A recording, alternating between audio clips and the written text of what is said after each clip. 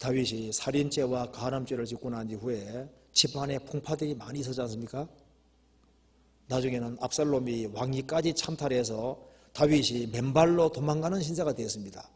성경에 보면은 다윗이 기드론 강을 건넜다 그런 말씀이 있습니다. 성경 찾아봅시다.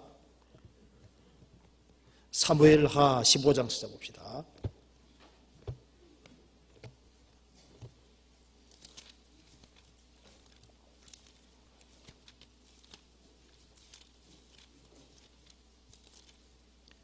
예, 15장 22절.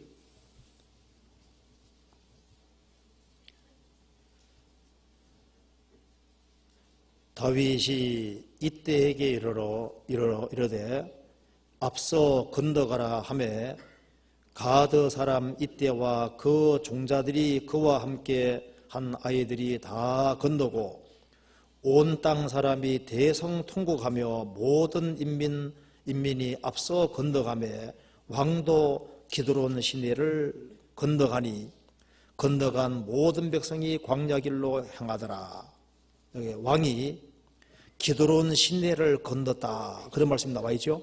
그리고 30절에 다윗이 감람산 길로 올라갈 때 머리를 가리우고 맨발로 울며 행하고 저와 함께 가는 백성들도 각각 그 머리를 가리우고 울며 올라가니라. 다윗 생애 속에서 제일 쓰라린 때가 이때입니다. 사울이 그렇게 죽이려고 했을 때도 이것만큼 고통스럽지는 않은 겁니다. 자기 배에서 난 태에서 난 아들이 아버지 왕위를 찬탈하고 아버지를 죽이려고 해서 도망가는 거예요. 그래서 여기 기드론 시내를 건넜다. 원래 기드론이란 말 뜻은 그 어두운 한탄하는 슬퍼하는 그런 뜻입니다. 그래서 이 기드론 시내는 예루살렘 성전이 가까이 있고 거기에서 그 피지사를 드리면은 성전에서 하나님께 희생제를 드리면은 희생 제물의 그 피들이 물에 씻겨서 어디로 내려가냐면 여기 기드론 시내로 내려가는 겁니다. 그래서 기드론 시내에는 예루살렘의 온갖 그 쓰레기들, 그 더러운 것들이 이렇게 흘러가는 곳입니다. 그래서 이스라엘 사람 누구도 기드론 시내는 건너기를 원치 않는 겁니다. 거기에 피들이 이렇게 떠다니고 그리고 이제 쓰레기들이 떠다니고 하는 그 더러운 그 강을 누구든지 통과하기를 원치 않는 겁니다. 그런데 이 기드론 시내를 통과할 때는 강을 통과할 때는 너무 급할 때 통과하게 되는 거예요. 목숨 위험이 있을 때. 그래서 기드론 시내를 통과했다 그 말은 너무나도 큰 슬픔을 겪었고 목숨이 아주 위태한 곳을 통과한다 그런 뜻이 들어있는 겁니다. 그런데 다윗 왕이 너무 급해서 기드론 시내를 그 더러운 강을 통과하는 겁니다. 통과하면서 30절에 보면은 다윗이 감람산 길로 올라갈 때 머리를 가리우고 맨발로 울며 행하고 무슨 생각했을까요? 다윗이 울며 갔다 그랬죠. 무슨 생각했을까요? 아마 첫 번째 생각했을 겁니다. 하나님께서 내가 우리아를 죽이고 우리아 아내를 범한 그 죄에 대한 징계로 이런 것을 허락하시구나 하는 거 생각했을 겁니다. 여기서 이 죄가 얼마나 쓰라린지를 생각했을 거 아니에요. 내가 얼마나 잘못했으면 아들까지 나를 배반할까 그 생각했을 겁니다. 우리 인생 속에서도 우리가 불순종의 길을 걸어갈 때 우리도 이 쓰라리는 기드론 강 같은 것을 건너갈 수 있는 겁니다. 너무 아주 비참한 비참함 속에서 하나님을 생각하면서 울며 눈물 흘리는 이런 눈물이 있을 수 있는 거예요. 여기 시편 39편 찾아봅시다. 이제 이것도 이 시편 이제 요 말씀을 이제 배경으로 하고 있습니다. 시편 39편 보시겠습니다.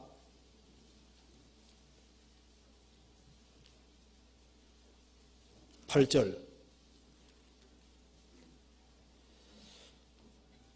나를 모든 죄가에서 건지시며 우매한 자에게 욕을 보지 않게 하소서.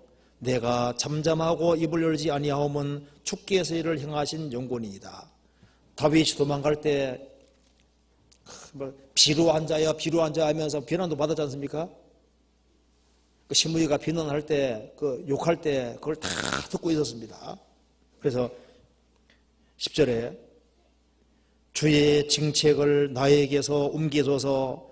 주의 손이 치심으로 내가 쇠망하였나이다. 주께서 죄악을 견책하사 사람을 징계하실 때 그 영화를 좀먹음같이 소멸하게 하시니 참으로 각 사람은 허사뿐이니이다. 다윗이 이룩한 그 영광이 하루 사이에 그냥 한꺼번에 그냥 날아가 버렸죠.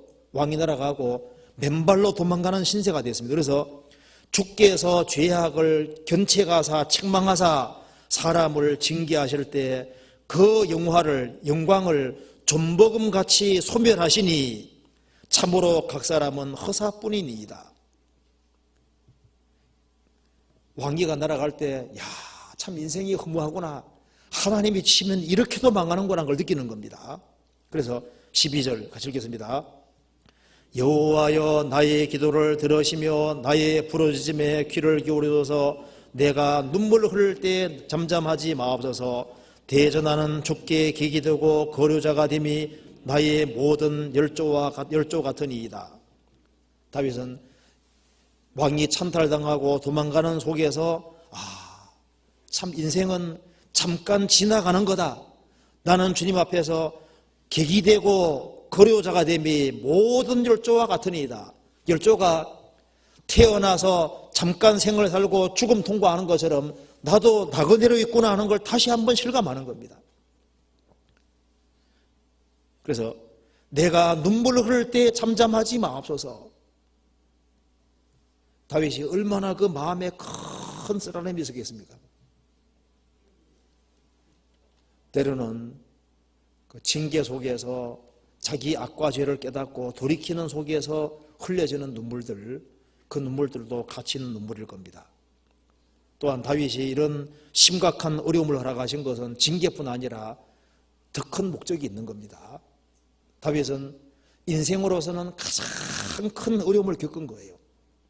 가장 큰 고통을 겪는 겁니다.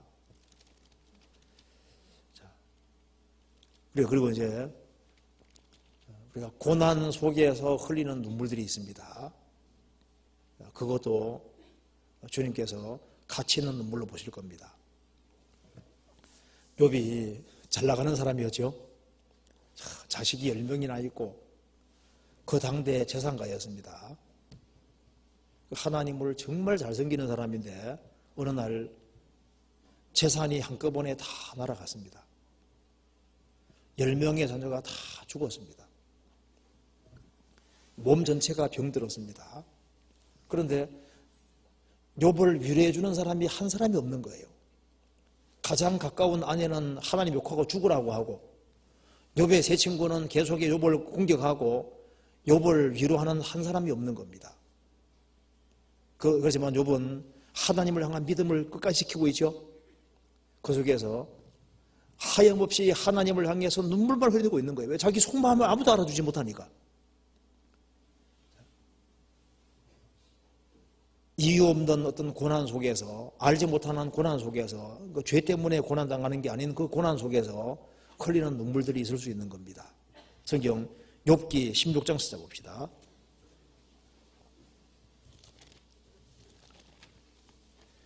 욥기 16장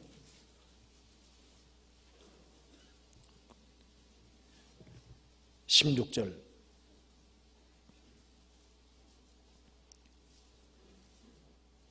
내 얼굴은 울음으로 붉었고 내 눈꺼풀은 죽음의 그늘이 있구나. 그러나 내 손에는 포악이 없고 나의 기도는 정결하니라. 20절 같이 읽겠습니다. 나의 친구는 나를 조롱하나 내 눈은 하나님을 향하여 눈물을 흘리고. 욥은 하소연할 데가 없습니다. 그래서 욥이 말하기를 내 얼굴은 울음으로 붉었고 얼마나 마음이 애통하겠어요. 내 눈꺼풀은 죽음의 그늘이 있구나. 나의 친구는 나를 조롱하나 내 눈은 하나님을 향하여 눈물을 흘리고. 욥은 눈물을 정말 많이 흘렸을 겁니다.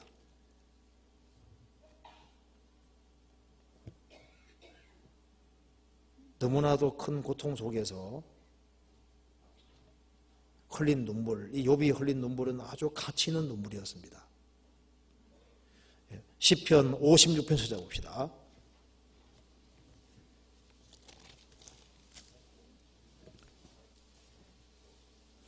8절, 이것도 같이 읽어보겠습니다. 나의 유리함을 주께서 계수하셨으니 나의 눈물을 주의 병에 담으소서. 이것이 주의 책에 기록되지 아니하였나이까. 사울이 다윗을 죽이려고 했습니다. 다윗은 오랫동안 도망다니는 거 아시죠? 그래서 한 10년 가까이 도망다니면서 다윗은 너무나도 많은 눈물을 흘렸던 겁니다. 그래서 여기 말하기를 주께서 나의 유리함을 계수하셨다.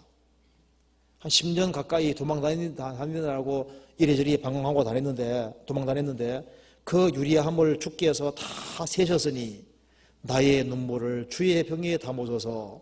이것이 주의 책에 기록되지 아니하나이까. 나의 눈물을 주의 병에 담으소서. 너무 억울한 일을 당하는 속에서 아무 잘못이 없는 속에서 흘리는 눈물들, 이 눈물은 가치 있는 눈물인 겁니다.